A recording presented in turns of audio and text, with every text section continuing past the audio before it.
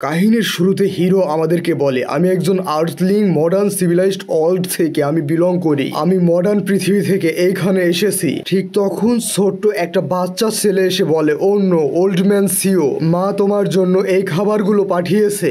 আমরা দেখতে পাই main character একদম বৃদ্ধ হয়ে গিয়েছে। মেন ক্যারেক্টার বলে, ধন্যবাদ তোমাকে। ছোট্ট বাচ্চা ছেলেটি বলে, কোনো সমস্যা নেই, তুমি যখন আবার সুস্থ হয়ে যাবে তখন তোমার হাতের সেই সুস্বাদু স্যুপ আমাদেরকে আবার খাইও। আমরা দেখতে পাই মেন ক্যারেক্টারকে খাবার দিয়ে সে ছোট্ট বাচ্চাটি এইখান থেকে চলে যায় এবং আমরা মেন ক্যারেক্টার এর ঘরের বাইরে দেখতে পাই অনেক বেশি শীত পড়েছে এবং চারিদিকে শুধু বরফ পড়ছে। মেন ক্যারেক্টার আমাদেরকে আবার বলে, আমি একজন আর্থলিং, আমাকে মডার্ন ওয়ার্ল্ড থেকে এইখানে আনা হয়েছে প্রায় 50 বছর হয়ে গিয়েছে। 50 বছর হলো, প্রায় 50 বছর হলো আমি এই ড্যাম কাল্টিভেশন ওয়ার্ল্ডে রয়েছি। আমরা কোম্পানি থেকে একটা ক্যাম্পিং এর জন্য পাহাড়ি রাস্তা দিয়ে যাচ্ছিলাম। ঠিক তখন হঠাৎ করে পাহাড় ধসের ফলে আমাদের গাড়ি চাপা পড়ে যায় সে পাহাড় এর মধ্যে এবং যখন আমরা সে কার এর মধ্যে থেকে কোনো রকমে বের হই আমরা দেখতে পাই আমরা অন্য একটা পৃথিবীতে চলে এসেছি, যেখানে প্রথমে আমাদের সামনে আসে একটা জায়ান্ট থ্রি টেইল ফক্স এবং তারপর আমাদের সামনে আসে giant two headed red snake এবং তারপর অদ্ভুত কিছু মানুষ চলে আসে যারা কিনা আকাশে ফ্লাই করতে পারে। আমরা শিয়ান নোবেল ওয়ার্ল্ডের মধ্যে চলে এসেছি, যে নোবেল প্রায়শই আমি পড়তাম, কিন্তু আমি এটাও জানি আমার কোয়ার্কার্সরা এখানে অতি সহজে মানিয়ে নিতে পারবে এক্সেপ্ট মি। এবং একজন শেষ যে কিনা আমার কোয়ার্কার্সদের মধ্যে থেকে একজনকে মিথিক্যাল ট্যালেন্ট থাকার কারণে তার সাথে করে নিয়ে যায় এবং একের পর এক শেষ আসে এবং আমার কোয়ার্কার্সদের মধ্যে থেকে একজনকে উঠিয়ে নিয়ে যায় এবং তারা তাদেরকে নিয়ে আকাশ এর মধ্যে বিলীন হয়ে যায়, এ যেন তারা তাদেরকে নিয়ে কোনো একটা অন্য রালমে চলে গিয়েছে। শুধুমাত্র ডিরেক্টর কিম এবং আমি এই ওয়ার্ল্ডে থেকে যাই। হিরো এবং ডিরেক্টর কিম হাঁটতে হাঁটতে একটা বাজার এর মধ্যে চলে আসে। আমরা ভেবেছিলাম আমাদের সাথেও তাদের মতোই স্পেশাল কিছু ঘটবে, কিন্তু ডিরেক্টর কিম এবং আমার মধ্যে কোনো স্পেশাল ট্যালেন্টই ছিল না।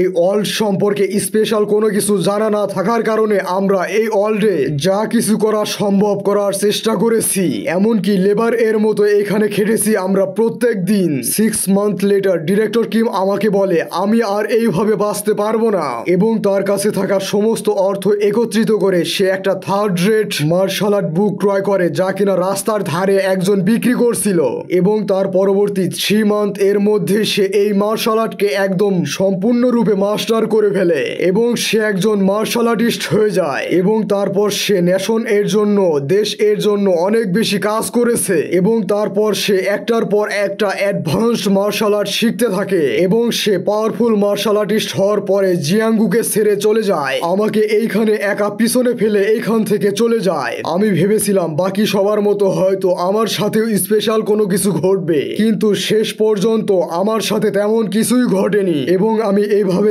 এখানে 50 বছর কাটিয়ে দিয়েছি।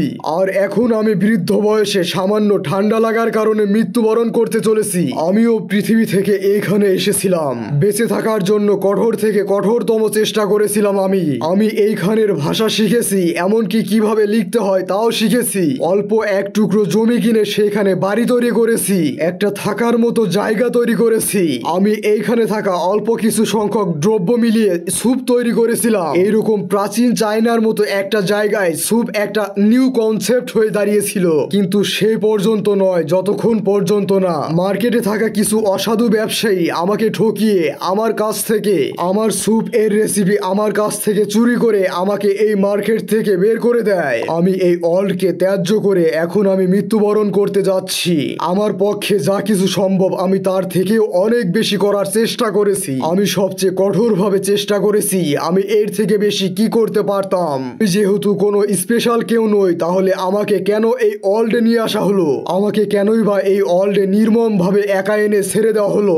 আমার শরীরে এখন আর কোনো এনার্জি নেই, এমনকি আমার চোখের পাতা দুটো খুলে রাখার মতো এনার্জি নেই। আমার কাছে যদি পাওয়ার থাকতো, আমাকে যদি আর একবার কোনো অপরচুনিটি, সুযোগ দেওয়া হতো, আমি এইভাবে মরতে চাই না। ঠিক তখন হিরো মারা যায় এবং তারপর তার চোখের সামনে একটা উজ্জ্বল আলো চলে আসে এবং হিরো জোরে জোরে কাঁদতে থাকে।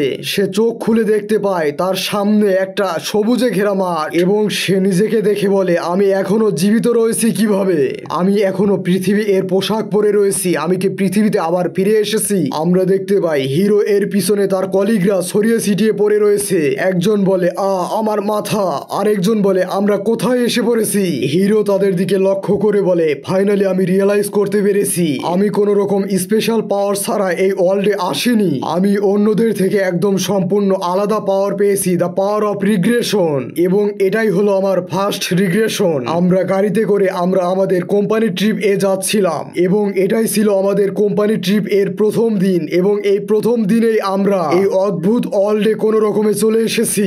আমরা যখন গাড়ি চালিয়ে রাস্তা দিয়ে যাচ্ছিলাম কিন্তু হঠাৎ করে পাহাড়ের ভূমিধস এসে পড়ে আমাদের গাড়ির ওপর। এবং যখন সেই ভূমিধস হচ্ছিল তখন আমি একটা ব্রাইট লাইট দেখতে পাই। এটা অনেক বেশি কঠিন মনে রাখা যে 50 বছর পূর্বে আমার সাথে কি ঘটেছিল। ঠিক তখন পিছন থেকে একজন হিরোকে বলে হেই ম্যানেজার সিও। সেদিকে কোন রকম নজর না দিয়ে মেইন ক্যারেক্টার ভাবতে থাকে আমি এখন পাস্টে চলে এসেছি, এখন আমি কি করব।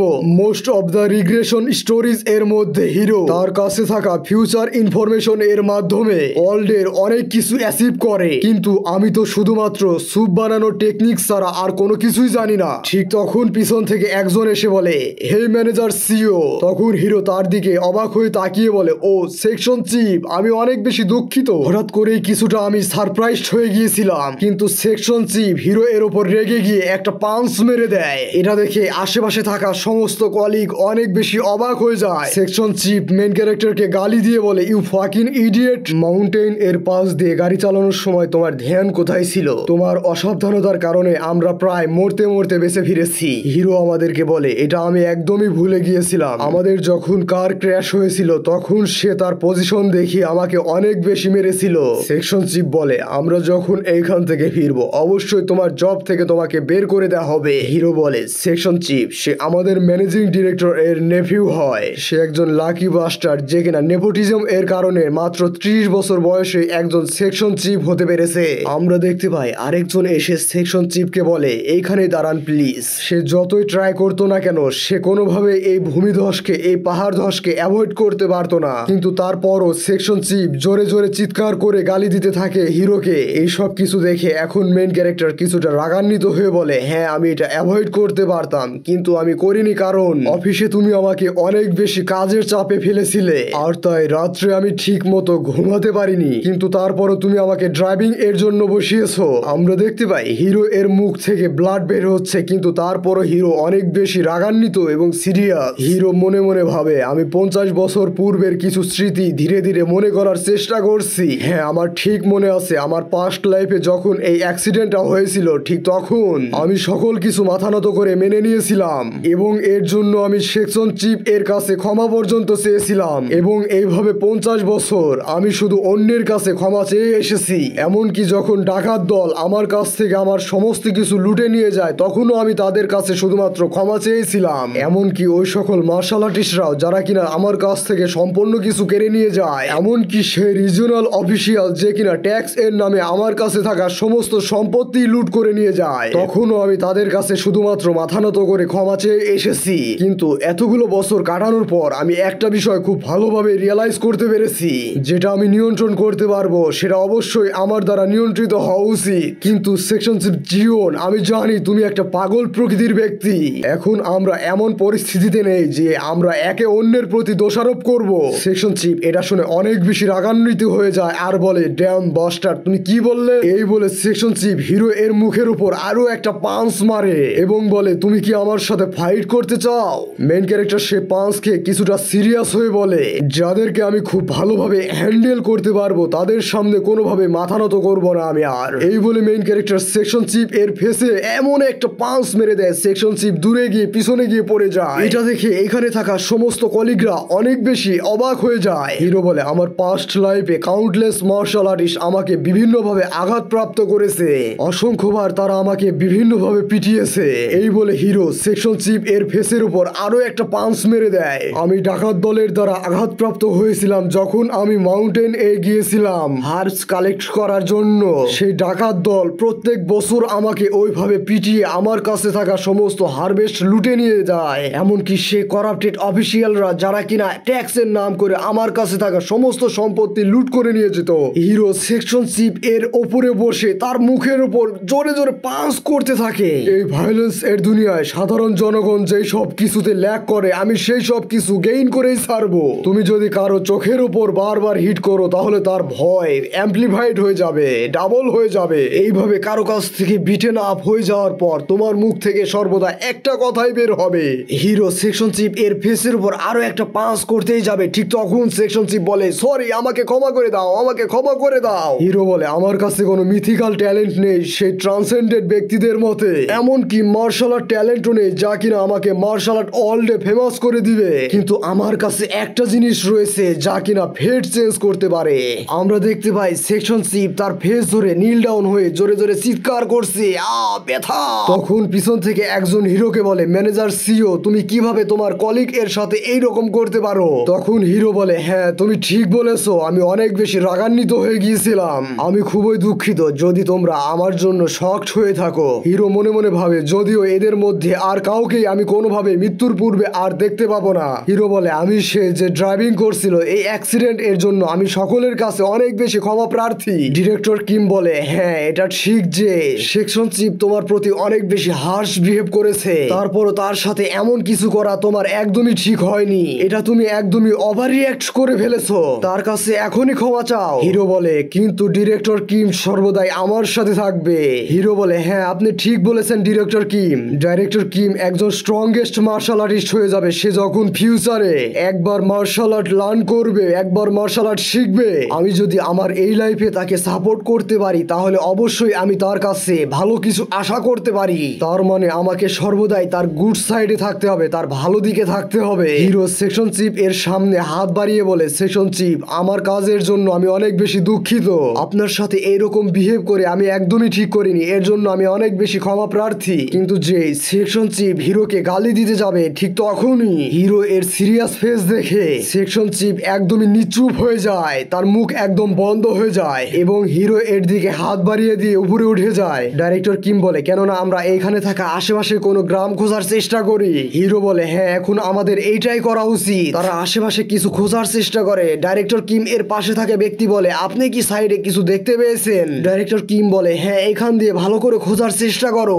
হিরো মনে মনে বলে কমন সেন্স এই ওয়ার্ল্ডে কোনো কাজেই আসবে না, এইখানে ইমমর্টালসরা ফ্লাই করে এবং তারা তাদের ইমমর্টালিটিকে সিকিউর করার চেষ্টা করে এবং এই ওয়ার্ল্ডের একটাই মাত্র রুল, স্ট্রং সর্বদা উইককে গিলে খাবে। এই মুরিম ওয়ার্ল্ডের সকলে শর্ট ইউজ করে ফাইট করে তাদের অর্থ এবং সম্মান বৃদ্ধির জন্য। এই ফরেস্ট এর নাম হলো অ্যাসেনশন পাথ, এইখানে কোথাও কোনো ভিলেজ সিটি অথবা নেশন নেই। হিরো বলে ডাইরেক্টর কিম খুব জলদি সন্ধ্যা হতে চলেছে, এখন আমাদের এইখানে কোথাও সেফ জায়গায় শেল্টার নিতে হবে। ডাইরেক্টর কিম বলে হ্যাঁ তুমি ঠিক বলেছো। ডাইরেক্টর কিম বলে কেমন হবে কার এর মধ্যে যত কিছু আমরা প্যাক করে নিয়ে এসেছি সেই সব ব্যবহার করে এইখানে আজকের জন্য একটা শেল্টার তৈরি করা যাক। হিরো মনে মনে ভাবে এটা অনেক বেশি লজ্জার যে আমরা কোনোভাবে আমাদের কার ফাইন্ড করতে সক্ষম নই, অবশ্যই তারা আমার কথায় কখনোই বিশ্বাস করবে না। হিরো বলে ডাইরেক্টর কিম কেমন হবে আমরা দুই গ্রুপে বিভক্ত হয়ে এক গ্রুপ গিয়ে কার খোঁজার চেষ্টা করবে এবং আমরা আরেক গ্রুপ গিয়ে এইখানে কোথাও আপাতকালের জন্য একটা শেল্টার খুঁজবো এবং সম্পূর্ণ রাত হয়ে যাওয়ার পূর্বেই আমরা সকলে আবার এইখানে এসে একত্রিত হব। আমরা দেখতে পাই তারা কার খুঁজে না পেয়ে এখানে একটা আশেপাশে গুহার মধ্যে আপাতকালীন শেল্টার নিয়েছে। একজন বলে আমরা কোনোভাবে কার খুঁজে পাইনি এত খোঁজার পরেও। আরেকজন বলে পাহাড় ধসের সময় তো আমরা সকলে কার এর মধ্যেই ছিলাম, তাহলে আমরা কিভাবে কার এর মধ্যে থেকে বিচ্ছিন্ন হয়ে পড়লাম? তারা সকলে গোল হয়ে বসে ক্যাম্প ফায়ার জ্বালিয়ে কিছু একটা জঙ্গল থেকে খুঁজে বের করে সেই খাবার খাচ্ছে। একজন বলে এই খাবার খেতে অনেক বেশি তেতো, আরেকজন বলে এটা একটা ক্রাঞ্চি খাবার। হিরো বলে এখানে অনেক বেশি খাবার রয়েছে, তোমরা যে যতবারও খেতে পারো সমস্যা নেই। ডাইরেক্টর কিম বলে থ্যাংক ইউ ম্যানেজার সিও, তোমার জন্যই আজকে আমরা এরকম সিরিয়াস অবস্থায় থাকার পরেও এরকম মজা করতে পারছি, এরকম ফান টাইম কাটাতে পারছি। আমি এটা জানতাম তুমি অনেক বেশি ডিপেন্ডেবল একটি ব্যক্তি। আমার সঠিক মনে রয়েছে তুমি ড্রাইভিং করার সময় অনেক বেশি ক্লান্ত ছিলে, কারণ তুমি গতকাল অনেক রাত্রি অবধি কাজ করেছিলে। ডাইরেক্টর কিম এই কথাটি সেকশন চিফ এর দিকে তাকিয়ে বলে। পাশে থাকা মেয়েটি বলে হ্যাঁ আপনি একদম ঠিক বলেছেন, আমাদের ম্যানেজার সিও একজন ডেলিগেন্ট ব্যক্তি, একজন বিশ্বাস করার মতোই ব্যক্তি। আমরা এই জায়গায় এরকম ক্যাম্পিং করতে পারছি কেননা সে এইটা খুঁজে বের করতে পেরেছে। আরেকজন মেয়ে বলে হ্যাঁ তুমি এটা ঠিক বলেছো। হিরো ভাবে পাস্ট লাইফে আমরা যখন কাঠ খোঁজার জন্য বের হয়েছিলাম তখন অনেক বেশি খোঁজার পরে এই জায়গাটি খুঁজে পেয়েছিলাম। হিরো সবাইকে বলে আমি অনেক বেশি লাকি ছিলাম তাই এই জায়গাটি খুঁজে পেয়েছি। আরেকজন বলে তোমাকে এইভাবে লজ্জা পেতে হবে না কেননা তুমি এই জায়গা খুঁজে বের করেছো। হিরো মনে মনে ভাবে হ্যাঁ আমি এই মুহূর্তকে এইভাবে এনজয় করতে চাই, কেননা আজকে শেষ রাত হবে, আমরা সকলে এইভাবে এনজয় করতে পারছি। সিন চেঞ্জ হয়, পরের দিন সকালে আমরা দেখতে পাই হিরো কারোর সামনে অনেক বেশি ঘাবড়ে রয়েছে এবং বলে আমি আমার গ্রিটিংস জানাই লর্ড অফ দ্য ফরেস্ট আপনাকে। আমরা দেখতে পাই হিরো এর সামনে বিশাল আকার একটা দৈত্যাকার দানবীয় ফক্স চলে এসেছে। সেই ফক্স বলে হিউম্যান সেন্ট, সেটা অনেক বেশি ইউনিক, তারা 1000 ইয়ার বেঁচে থাকার জন্য অনেক বেশি চেষ্টা চালায়। আমি এর পূর্বে কখনো তোমার মতো মানুষের গন্ধ পাইনি। পিছন থেকে একটা মেয়ে ঘুম থেকে উঠে এসে বলে কি হচ্ছে এখানে ম্যানেজার সিও। যে সে চোখ খুলে সামনের দিকে তাকায়, সে বলে মনস্টার মনস্টার। মেইন ক্যারেক্টার পিছন ফিরে তাকিয়ে জোরে চিৎকার দিয়ে বলে লর্ড অফ দ্য ফরেস্ট এর সামনে সঠিকভাবে বিহেভ করো, সকলে আমার মতো নীল ডাউন হও এবং তাকে সম্মান জানাও। ফক্স রাগান্বিত হয়ে বলে আমি যখনই তোমাদের মতো মানুষের সামনে আসি তোমাদের বারবার এটা স্মরণ করিয়ে দিতে হয় তোমরা কত বেশি ফুলিশ এবং রুড। এমনিতে আমি তোমাদের সকলকেই খেয়ে ফেলতাম, কিন্তু তোমাদের মধ্যে একজন জানে কিভাবে কারো সাথে বিহেভ করতে হয়। তোমরা যেহেতু আমার টেরিটরিতে আসার সাহস দেখিয়েছো, তোমাদের মধ্যে কেউ একজন যদি আমাকে তার হাত অফার করে তাহলে আমি তোমাদের সকলকে ছেড়ে দেব। হিরো ভাবে আমার পাস্ট লাইফে যখন সবাই এই মনস্টারকে দেখেছিল সবাই অনেক বেশি প্যানিক হয়ে চিৎকার করছিল এবং রাগান্বিত হয়ে ফক্স সকলকে কিল করে ফেলেছিল, কিন্তু এইবার ফক্স আমাকে অ্যাপ্রিসিয়েট করছে আমার ম্যানার্স এর জন্য। ফক্স বলে তোমাদের মধ্যে কে তার হাত আমাকে অফার করবে। হিরো ভাবে লাস্ট টাইম এর মতো সে আমাদের মধ্যে থেকে কেউ একজন মানুষকে চাচ্ছে না, এইবার শুধুমাত্র একজন ব্যক্তির হাত চেয়েছে এবং আমাদের মধ্যে থেকে একজনকে তার হাত স্যাক্রিফাইস করতেই হবে। একটা সম্পূর্ণ কেটে যাওয়া হাত কেউ হিল করতে পারবে সেই কাল্টিভেটররা যারা 2 দিন পরে অ্যাপেয়ার হতে চলেছে, এবং অলরেডি ব্যথা কমানোর যে হার্ব রয়েছে তা আমি প্রিপেয়ার করে রেখেছি। হিরো তার হাতকে সামনের দিকে দিয়ে বলে আমি আমার হাতকে অফার করতে চাই। এটা শুনে হিরোর যে কলিগরা রয়েছে তারা একদমই অবাক হয়ে যায়। ফক্স ভয়ানক ফেস বানিয়ে বলে ইউ নো ইউর ম্যানার, আমি যথাসম্ভব এই কাজটি পেইনলেস ভাবে করার চেষ্টা করব। এই বলে সেই থ্রি টেইল ফক্স হিরো এর শরীর থেকে তার একটা হাত বাইট করে আলাদা করে ফেলে। হিরো এই ব্যথা সহ্য করতে না পেরে জোরে জোরে চিৎকার করতে থাকে। আমরা দেখতে পাই সে ফক্স এর মুখের মধ্যে মেইন ক্যারেক্টার এর হাত, এবং সে হাতকে ফক্স খেয়ে ফেলে সবার সামনে। এরকম ভয়ানক দৃশ্য দেখে এইখানে থাকা সমস্ত লোকজন একদম ভয় পেয়ে যায়, তারা তাদের চোখ দুটো বন্ধ করে ফেলে। হিরো তার সামনে পড়ে থাকা ব্যথা কমানোর যে হার্ব রয়েছে তার দিকে হাত বাড়ায় এবং সে হার্ব হাতে নিয়ে জোরে জোরে তাড়াতাড়ি করে খেতে থাকে আর বলে এটা অনেক বেশি ব্যথা করছে। ফক্স বলে আমি ভেবেছিলাম তোমার স্মেল অন্য মানুষদের মতো না হওয়ার কারণে তোমার টেস্ট অন্য মানুষদের থেকে আলাদা হবে, কিন্তু তোমার টেস্টও অন্য মানুষদের মতোই। স্পেশাল ভাবে বলতে গেলে অন্য হিউম্যানদের থেকে তোমার টেস্ট আরো বেশি খারাপ, কেননা তোমার শরীর এর মধ্যে অনেক বেশি ইম্পিউরিটিস রয়েছে। হিরো ভাবে সে হার্ব এর কারণে ব্যথা অনেক বেশি কমেছে। ফক্সকে বলে আমি অনেক বেশি দুঃখিত যে আমার অফারিং আপনার পছন্দ হয়নি। ফক্স বলে আমার এই টেরিটরিতে আমি তোমাদেরকে 7 দিন থাকার অনুমতি দিলাম, থ্যাঙ্কস টু মাই ডিভাইনিটি, এখনো তুমি বেঁচে রয়েছো। এই বলে ফক্স এইখান থেকে ফ্লাই করে চলে যায়। হিরো সেখানে বসে নীল ডাউন হয়ে বসে এখনো জোরে জোরে কাঁচতে থাকে। ফক্স এইখান থেকে চলে যায়। হিরো এর কলিগরা হিরো এর কাছে এসে বলে manager CEO manager CEO. Hero বলে এইখানে নয়, আগে ভিতরে চলো, আমি এখন তোমাদেরকে সবকিছু এক্সপ্লেন করব। আমি যখন খুব ভোরবেলায় ঘুম থেকে উঠে কেপ থেকে বাইরে বের হই তখন সেই ফক্স আমাকে সবকিছু বলে। আমরা এখন মুরিম ওয়ার্ল্ডে রয়েছি। ডাইরেক্টর কিম একটু ঘাবড়িয়ে যায় আর বলে কি তুমি কি বলতে চাচ্ছ, আমরা এখন মুরিম ওয়ার্ল্ডে রয়েছি। তারপর একটু উত্তেজিত হয়ে বলে হা এটা আমরা কখনো ভাবতেও পারিনি। হিরো বলে যাই হোক, আমরা এখন 1 সপ্তাহ এর জন্য এইখানে সেফ রয়েছি আমার হাত তাকে অফার করার জন্য। ডাইরেক্টর কিম বলে 1 সপ্তাহ, কিন্তু তারপরে কি হবে? হিরো বলে তারপর সে আবার আসবে এবং তখন তাকে আবার কোনো কিছু অফার করতে হবে। আমি এখন অনেক বেশি ক্লান্ত, আমি আর জেগে থাকতে পারছি না, আমার এখন কিছুটা বিশ্রাম নিতে হবে। আমি আশা করি তোমরা এটা বুঝতে পারছো। এই বলে হিরো ঘুমানোর ভান করে চোখ বন্ধ করে ওইখানে পড়ে থাকে। দূর থেকে শব্দ আসে, সেকশন চিফ তুমি এটা কিভাবে বলতে পারো? ম্যানেজার সিও আমাদের জন্য তার একটা হাতকে অফার করেছে। সেকশন চিফ রেগে গিয়ে বলে তোমরা যদি আমার কথার সাথে অ্যাগ্রি না হও তাহলে সামনের সপ্তাহে কে তার হাত অথবা পাকে অফার করবে? হিরো চুপচাপ তার জায়গায় বসে থেকে এই সমস্ত কথাগুলো শুনতে থাকে আর আরেকজন বলে কিন্তু ম্যানেজার সিও আমাদের জন্য এখনো অনেক বেশি ইম্পর্টেন্ট, কেননা সেই আমাদেরকে খাবার এবং শেল্টারকে খুঁজে বের করতে সাহায্য করেছে। সেকশন চিফ বলে তাহলে আমরা এই সপ্তাহের মধ্যে যত কিছু সম্ভব তার কাছ থেকে শেখার চেষ্টা করব। অলরেডি সে তার একটা হাতকে হারিয়েছে। আমরা দেখতে পাই দূর থেকে হিরো অনেক বেশি সিরিয়াস ফেস বানিয়ে এই সবগুলো শুনতে থাকে। সেকশন চিফ বলে একটা হাত হারানোর জন্য সে বেশিক্ষণ এই জায়গায় সার্ভাইভ করতে পারবে না, আর তাই আমরা তাকে স্যাক্রিফাইস হিসেবে ব্যবহার করতে পারবো। হিরো একদম সিরিয়াস ফেস বানিয়ে তার পিছনে দাঁড়িয়ে থেকে এই সমস্ত কথা শুনতে থাকে। হিরো বলে সে আমার শরীরের সমস্ত অঙ্গ প্রত্যঙ্গকে সে ফক্সকে অফার করতে চায়। তারপর পাশে পড়ে থাকা একটা পাথর হাতে উঠিয়ে নিয়ে বলে আমি তাদেরকে রক্ষা করার জন্য আমি আমার একটা হাতকে ত্যাগ করেছি।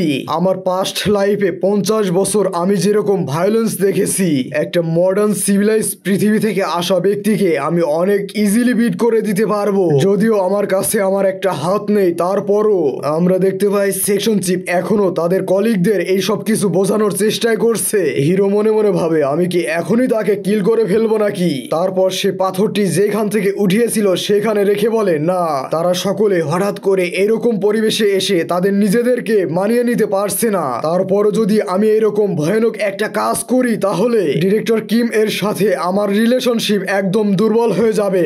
আমরা দেখতে পাই সেখানে থাকা সকলে সেকশন চিফকে গালি দিতে থাকে এবং বলতে থাকে তুমি যদি এখনো তোমার এই বাজে কথা চালিয়ে যাও তাহলে আমরা তোমার পা ভেঙে দেব। হিরো বলে আমি জানতাম সেখানে থাকা সকলে বাজে ব্যক্তি নয়, কিন্তু তারা এখন এমন পরিস্থিতিতে রয়েছে যে তারা একদমই কনফিউজড হয়ে গিয়েছে। আমাদেরকে পরের দিন এর সিন দেখানো হয় যেখানে তাদের সকলের সামনে বিশালাকার দানবীয় টু হেডের স্নেক চলে এসেছে এবং সেই বিশালাকার স্নেক এখানে থাকা একজন এর বডি থেকে সামান্য পরিমাণ ব্লাড চায় এবং আমার পাস্ট লাইফে এই স্নেক এর জন্য চিপ ও এই স্নেক এর হাতে মারা যায়। চিপ ও বলে সে সামান্য পরিমাণ ব্লাড এর কথা বলেছে, এই বলে সে তার হাত সেই টু হেডের স্নেক এর দিকে এগিয়ে দেয় এবং আমরা দেখতে পাই এই টু হেডের স্নেক চিপ ও এর ব্লাড পান করার সাথে সাথে খাসতে খাসতে তার মুখ থেকে বের করতে থাকে এবং বলে এরকম ডিসগাস্টিং ব্লাড এর আগে আমি পান করিনি। হিরো মনে মনে বলে একজন আধুনিক দুনিয়ার মানুষ হওয়ার কারণে তার ব্লাড এর মধ্যে অনেক বেশি ইম্পিউরিটিস রয়েছে, তার ব্লাড এর টেস্ট যে একদমই ভালো হবে না এটা একদম স্বাভাবিক বিষয়। হিরো সেকশন চিফ এর নাম ধরে রেখে বলে হে জিয়ং মিয়ন চল, আমার সাথে আসো কিছু হার্বস কালেক্ট করার জন্য। সেকশন চিফ বলে তোমার সাহস হয় কিভাবে আমার নাম ধরে ডাকা। হিরো বলে তুমি কি ক্ষুধার্ত নও? সেকশন চিফ বলে হ্যাঁ আমি ক্ষুধার্ত। তখন হিরো বলে ফ্রুটস এবং খাবার যোগ্য হার্বস কালেক্ট করার জন্য আমার সাথে আসো। হিরো বলে আমি সিদ্ধান্ত নিয়েছি নেক্সট উইক আমি আমার আরেকটা হাত সেই ফক্সকে অফার করব। যদি আমি মারা যাই তাহলে এইখানে এমন একজনকে থাকতে হবে যে ফরেস্ট এর মধ্যে সার্ভাইভ করতে জানে। সেকশন চিফ বলে তুমি সত্য বলছো, এর জন্য তোমাকে অনেক বেশি ধন্যবাদ। হিরো মনে মনে ভাবে ফক্স আর এইখানে ফিরে আসবে না এবং তুমি এই সার্ভাইভ করার নলেজকেও কাজে লাগাতে পারবে না। পরের সিনে আমরা দেখতে পাই সেকশন চিফ এর ওপর হিরো অনেক জোরে জোরে চিৎকার করছে। মেন ক্যারেক্টার জোরে জোরে বলতে থাকে তোমাকে আর কতবার বলবো এটা রং ফ্রুট, আরো বেশি মনোযোগ দিয়ে আমার কথা বোঝার চেষ্টা করো। আমরা দেখতে পাই সেকশন চিফ হিরো এর কাছে ক্ষমা চায়। হিরো বলে কেউ যদি এই ফ্রুট খায় সাথে সাথে সে মারা যাবে। আমরা দেখতে পাই হিরো সেকশন চিফ এর উপর এরকম বকাবকি করতে থাকে এবং বারবার সেকশন চিফ তার পজিশন চেঞ্জ করে এবং অন্য ফ্রুটকে খোঁজার চেষ্টা করে এবং এইভাবে নন স্টপ কাজ করার জন্য সেকশন চিফ অনেক বেশি ক্লান্ত হয়ে যায়। সেকশন চিফ হাঁপাতে হাঁপাতে বলে আমি এখন অনেক বেশি ক্লান্ত, আমার বিশ্রাম এর প্রয়োজন। হিরো মনে মনে ভাবে যখন আমি প্রথমবার কোম্পানিতে জয়েন হই তখন সেকশন চিফ এইভাবে আমাকে অনেক বেশি কাজ করাতো। হিরো বলে আমাদেরকে দ্রুতই এই কাজ শেষ করতে হবে, তাড়াতাড়ি উঠো।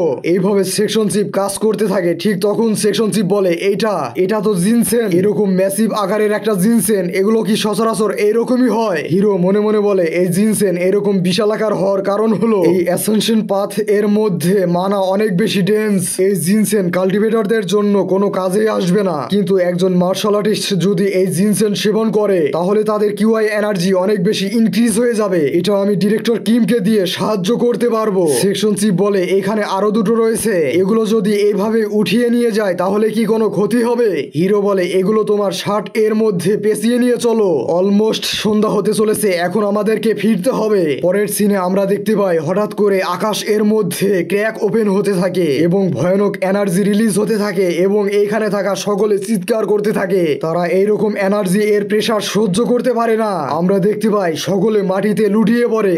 ডিরেক্টর কিম বলে তাদের সাথে কি ঘটছে, এখানে কি হচ্ছে।